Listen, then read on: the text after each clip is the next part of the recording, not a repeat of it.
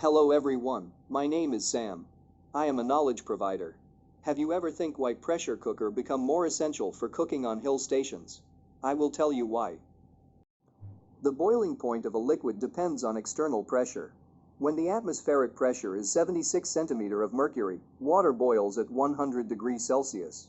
But when the pressure is increased, the boiling point of water is raised. For example, at a pressure of 2 atmospheres, water boils at 120 degrees Celsius. In pressure cooker, water boils at temperature higher than 100 degrees Celsius due to increased pressure. The increased boiling temperature allows water to hold more heat which cook food faster. At higher altitudes, atmospheric pressure is reduced. This lowers the boiling point of water, and food takes much longer to cook. Thus a pressure cooker becomes more essential for cooking on hill stations. I hope you gain knowledge from this video. For such more videos please like, comment and don't forget to subscribe to the channel.